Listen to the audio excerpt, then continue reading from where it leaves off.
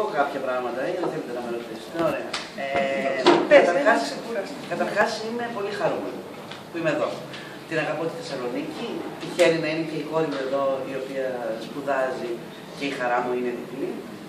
Αλλά γενικά στη Θεσσαλονίκη όταν έρχομαι είναι σαν να ανήκω. Δεν ξέρω, είμαι και πόδια και μπορεί αυτό κάτι να δημιουργεί μια συνθήκη, γιατί έχετε και πολλούς πόδιους εδώ στη Θεσσαλονίκη.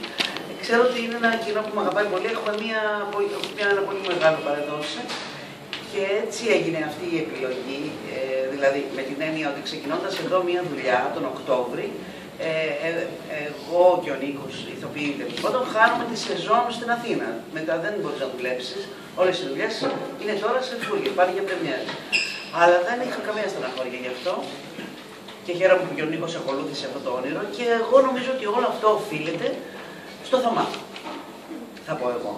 Ο Θωμάς είναι ο οποίος, αυτός που ήρθε, είδε την παράσταση και αυτός που μας ενέπνευσε, εμένα προσωπικά και φαντάζομαι και τους υπόλοιπους για να συμφωνήσουν, να έρθουμε εδώ και να αφήσουμε τις δουλειές της Αθήνας και επειδή πάντα όταν έρχονται στην Αθήνα άνθρωποι από τη Θεσσαλονίκη, γιατί έχουμε πάρα πολύ κοινά από τη Θεσσαλονίκη, μου λένε αυτό, ότι γιατί δεν έρχεστε μια παράσταση να ξεκινήσετε και γιατί δεν έρχεστε στη Θεσσαλονίκη. Γιατί λέω ότι ωραία τώρα αυτός ο συνδυασμός. Είναι λίγο άσχημα τα πράγματα στη Θεσσαλονίκη βεβαίως, γιατί τώρα, γιατί έτσι τώρα, γιατί τώρα έπρεπε, γιατί έχουν αλλάξει πολύ τα δεδομένα και πραγματικά είναι λίγο δύσκολο να βρει στην Αθήνα πια παραγωγό θεατρικό που να ενδιαφέρεται για το θέατρο και όχι για το τι θα κάνει, που να είναι πιασάρικο, θα το πω μέσα σε εισαγωγικά, δεν είναι μια ωραία λέξη, αλλά δεν μου έρχεται άλλο πάντα, ναι. Για να, δηλαδή δεν αφορά το θέατρο αμυγός, αλλά το πώς θα βγάλει, είναι ένας τρόπος για να βγάλεις εύκολα χρήματα. Δεν είναι εύκολα χρήματα το θέατρο, είναι δύσκολα. Γι' αυτό και ο άνθρωπος είναι ιδρωμένος που κάθεται δίπλα, το βλέπουμε. Δεν είναι άνετος, ιδρός.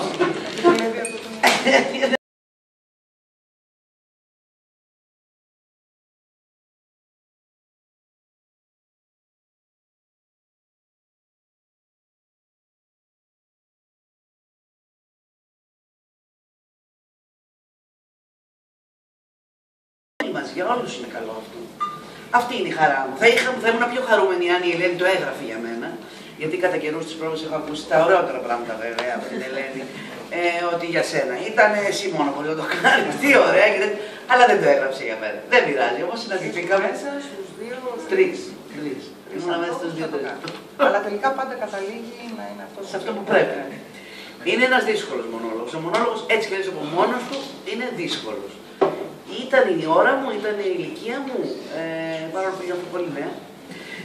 Δεν ξέρω. Πάντως πραγματικά πρέπει να έχεις πολύ μεγάλη πείρα για να κάνεις ένα μονόλογο. Θέλει πολύ μεγάλη συγκέντρωση και θέλει πολύ μεγάλη ευελιξία σκέψης, κίνησης και όλα τα πράγματα που πρέπει να έχεις.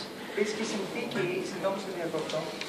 Επειδή όλο αυτό είναι εμπνευσμένο από μεριάς μου από τις ευτυχισμένες μέρες του Σάμουελ Μπέκερ, σατυρίζοντας ακόμα και αυτή την εικόνα, δηλαδή την πολυτέλεια της κατάθλιψης όλης αυτής που μπορεί να έχει μια γυναίκα. Ναι, μεν είμαστε υπέρ της, αλλά με μια στραβή ματιά βλέπουμε ότι, κυρία μου, έχεις και την πολυτέλεια για αυτή που να σκεφτείς όλο αυτό το πράγμα. Και εκεί όλη είναι η σάτυρα, ας πούμε, πάνω. Έχει αφήσει κάποια στοιχεία και σε μένα. Έχει αφήσει και σε σένα κάποια στοιχεία. Μου φοράει ένα μαργαριταρένιο κολλιέ, βγαίνω με μια ομπρέλα, έχω μια τσάντα μπροστά μου. Πέρα από το έργο, θέλω να πω